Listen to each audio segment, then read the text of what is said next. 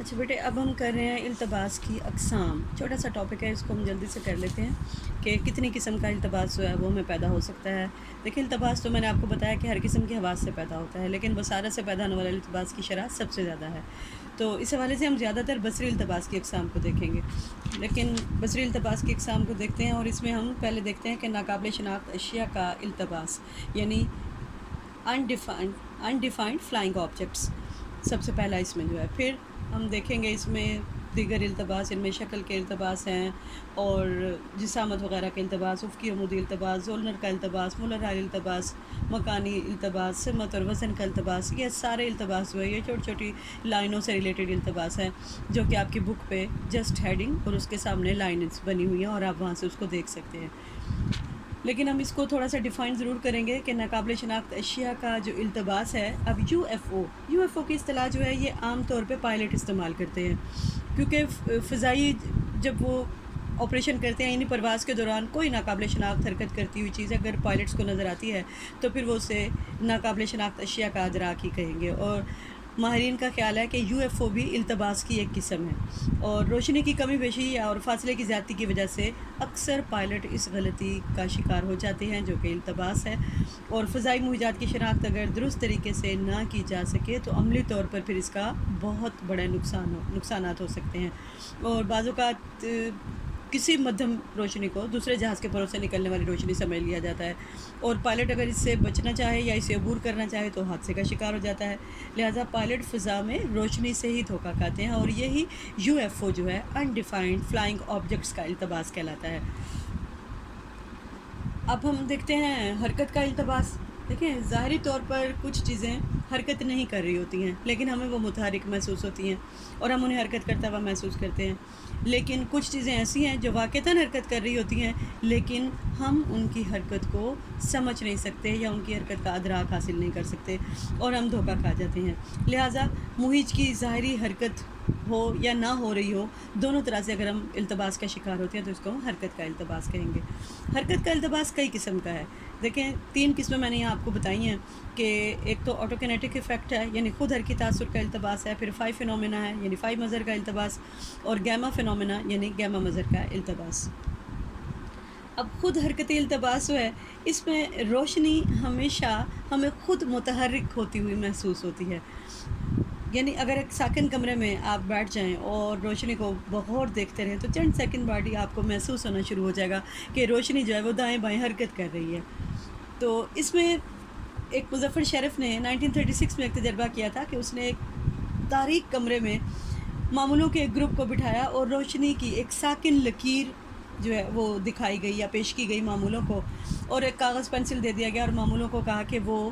یہاں پہ بنا کر بتائیں کہ روشنی کس سمت میں حرکت کر رہی ہے. تو تمام معمولوں نے اپنے اپنے ڈفرینٹ جو ہے وہ ایکسپریشنز دیے تھے. کسی نے کہا کہ روشنی دائیں حرکت کر رہی ہے، کسی نے کہا بائیں حرکت کر رہی ہے، کسی کو اوپر کسی کو نیچے جاتی ہوئی محسوس ہوئی. تو اس طرح حرکت کا تعین جو ہے ہر کسی نے اپنے اپنے انداز سے کیا، اور پھر مظفر شریف نے اسے خود حرکتی تاثر کا نام دیا، یعنی آٹوکینیٹک موومنٹ کا نام دیا.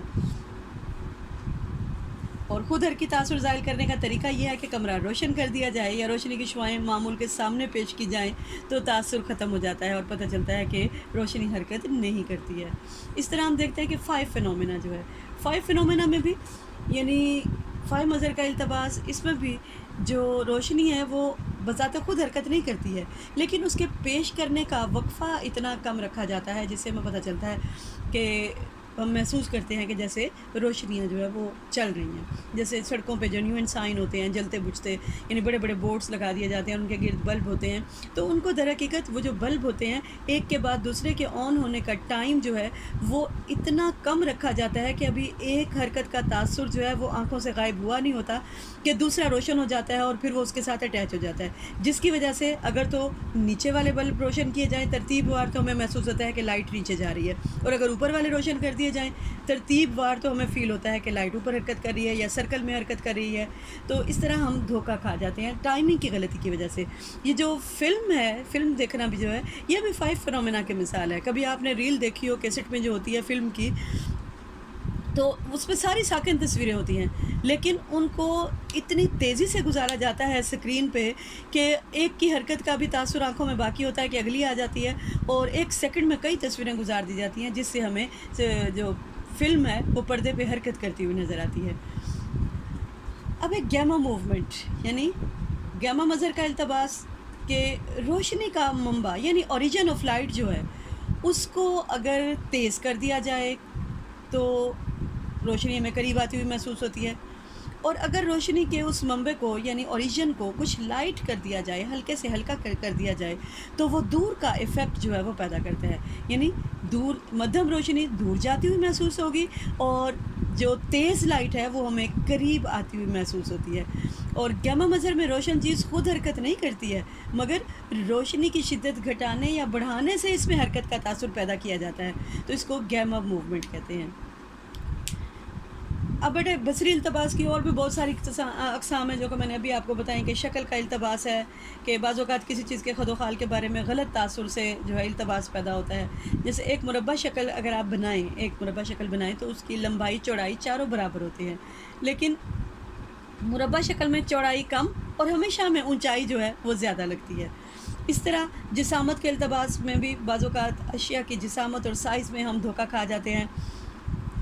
جیسے دور سے آتی ہوئی گاڑی، اونچا آسمان پہ اڑتا ہوا جو جہاز ہے اس کو سم ٹائم پرندہ سمجھ لیا جاتا ہے،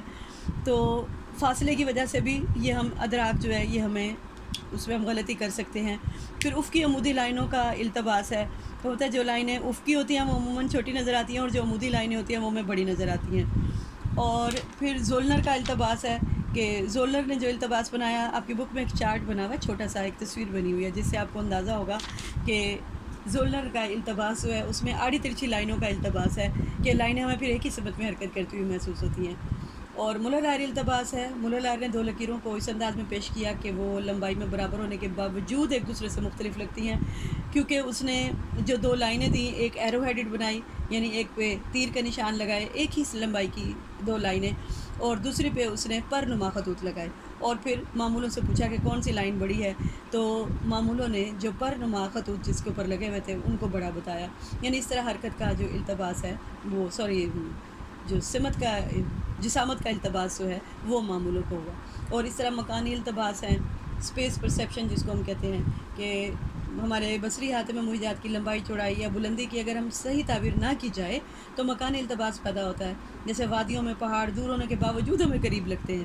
اور چمکتی دھوپ میں سیراب کا نظر آنا بھی فاصلے کا التباس ہے۔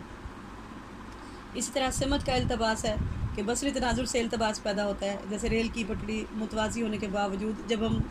دیکھیں سینٹر میں کھڑے ہو کے تو دور جاتے ہوئے ہمیں آپس میں ملتی ہوئی نظر آتی ہیں۔ اسی طرح درختوں کی قطاریں جو لمبی ہوتی ہیں، متوازی درخت ہوتے ہیں، دور جاتے ہوئے ہمیں ایک لائن محسوس ہونا شروع ہو جاتے ہیں۔ تو یہ سارے سمت کے التباس ہیں۔ وزن کا التباس ہے، جیسے روئی ہے، 10 کلو روئی ہوگی اور 10 کلو گندم ہوگی، اگر آپ کے پاس رکھ دی جائے تو پوچھا جائے معمول سے کون سی وزنی ہے، یقیناً روئی ہمیں ہلکی محسوس ہوتی ہے، حالانکہ دیکھنے میں دونوں وزن کرنے میں دونوں 10 کلو ہی ہے۔ اس طرح 2 کلو لوہا رکھ دیا جائے اور 2 کلو روئی رکھ دی جائے تو فوراً لوگ کہیں گے کہ لوہا جو ہے یہ وزنی ہے، حالانکہ روئی جو ہے وزن تو اس کا بھی اتنا ہی ہے۔ اس طرح اور بہت سے پونزوں کا التباس ہے، رستو کا التباس ہے، ہیرنگ کا التباس ہے، تو ووٹ کا التباس ہے۔ یہ سارے التباس ایک ایک لائن کے آپ کے بک میں لکھے گئے ہیں، آپ ان کو جسٹ ایک شکل کے حوالے سے دیکھ سکتے ہیں۔